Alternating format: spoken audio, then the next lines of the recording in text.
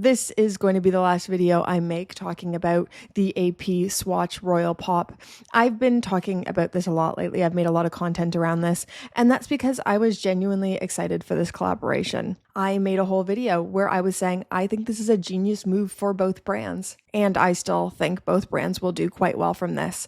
But I feel like I've soured on the Pop Swatch pretty quickly. So I went to London for the reveal. I wanted to capture the hype and excitement, but I left pretty disappointed. And I think a lot of people are feeling disappointment right now. I don't think that's unique to me, but I feel like my disappointment is targeted in a different place. I've been seeing a lot of comments online about how dumb these flippers are or how flippers are ruining watch collecting. And it's pretty on brand for me to hate flippers, and I usually hate flipping culture, but this time I feel more mad at Swatch. I'm not mad, I'm just disappointed, like a scolding dad. But it really is how I feel. So there were two reasons why I went to London to cover this launch. For one, I was just genuinely really excited, and for two, I didn't go to London for the MoonSwatch.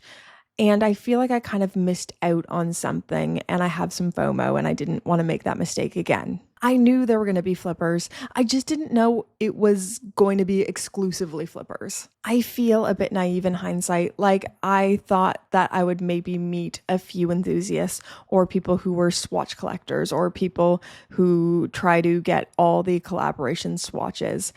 But it really was exclusively flippers, people who wanted to get the first ones to maximize profits. A part of it was deflating, but there was also a weird part of me that kind of respected the honesty and crassness. It's almost a business for these guys. They exchange their time to wait in line, flip a product to people who don't want to spend their time doing that, but want the first ones. It is what it is, and in a sense, it is maybe one of the purest ways of doing this.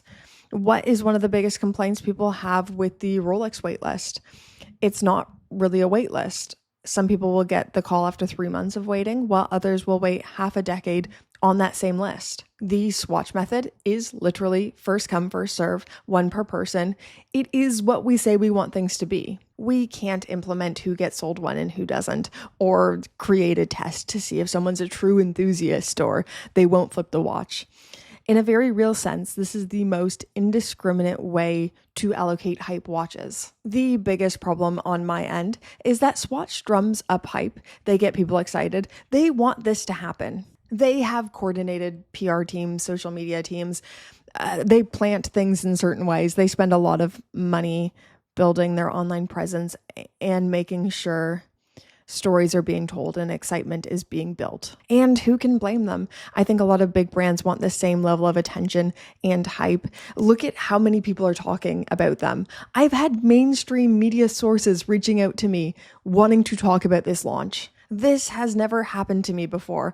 I've never had the BBC reach out to me for a statement on the Rolex Land Dweller, but they want to talk about this. Maybe for all the wrong reasons, but they're talking about it. So let's be clear, this is exactly what Swatch wants.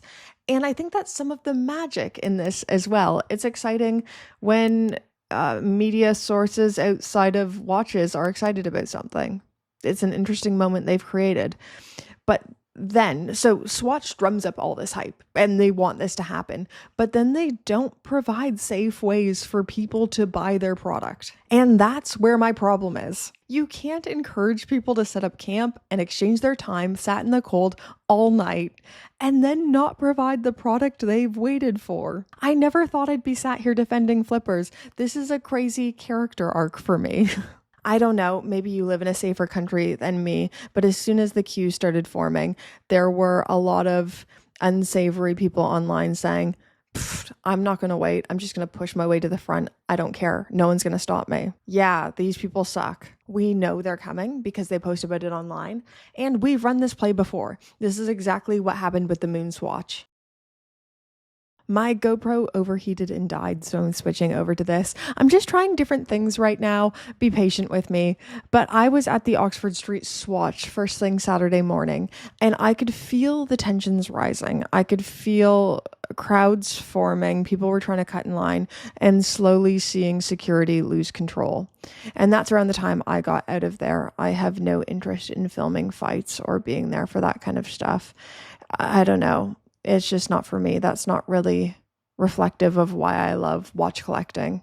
To be quite clear, I am still mad about the flippers. It was the first step in the shine wearing off for me and not being excited about this launch anymore. When I was at Carnaby Street the night before, I thought I would just ask people, why are you here? How did you hear about this launch? What's your favorite color? Get excited with people. And it really was just professional flippers. There was no excitement, no enthusiasm. It was just a business. I'm here exchanging my time to buy a product to sell it immediately for a profit. Even when the first people were coming out of the shop, they should be excited. You just bought a new watch, but they would walk immediately to another line of people. A secondary line began to form of people saying, hey, I'll pay double what you just bought that for and take you out for lunch. And it just robs this whole thing of any romance, capital R romance or optimism. It just takes away from the whimsical joy that I felt like this had and strips it down to hype thing. I want it right now. I'll buy it. I don't know if this makes sense. I am mad about the flippers. I'm really mad about the unsavory people who started riots and fights and wasted everyone's time. But I'm also pretty mad at Swatch. They know exactly what they're doing. They wanted this to happen. They want the headlines. They love this. And I think they have learned a lot from the previous collaborations. They know that these are a flash in the pan. So they want to turn up the heat as high as they can, as quickly as they can. But they are probably the only party that is winning from this. The people waiting in the lines and can't buy one because they had to shut early, they're not winning. Watch enthusiasts certainly aren't winning. And the Swatch employees, security, the understaffed people who are there are being put in harm's way for Swatch to print money selling plastic watches. They posted a PSA on their Instagram essentially saying, we are trying to watch out for the safety of our staff and you may not be able to get one. But if they're actually concerned about safety and ensuring people receive their allocations, why are they doing the launch this way? Champs G or Champs SG on Instagram had the perfect comment. I'm going to paraphrase. They know exactly how many units they have and still continue to let the lines build when they know how many they have in to allocate. Apple had similar things happen a few decades ago. New iPhone launches turned dangerous, so they pivoted to virtual queues and reservations. I had a lot more patience for this in 2022 and the MoonSwatch because I genuinely believe they didn't know it would become the hit that it was. They've done a lot of experimenting since then. They've launched MoonSwatches, released less popular variants like the Scuba 50. I believe they came into this one with full knowledge. They knew people would be lining up and that sheer madness would be happening, but they still went ahead. I have always been a defender of these collaborations. I think it's cool to see the Swatch interpretation of iconic models. It's a lot of fun.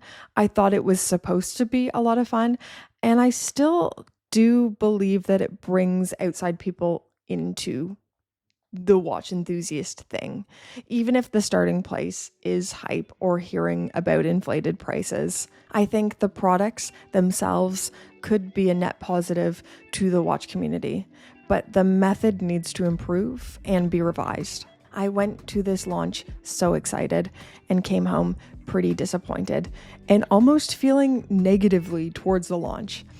You have to really mess things up to make a positive person turn negative in 48 hours. I don't know, guys, this will probably be my last video on this unless I get hands-on with one and do a proper review. It's sad to see a great concept go down the toilet because of flippers, unsavory people, and honestly, Swatch just levering these things for relevancy.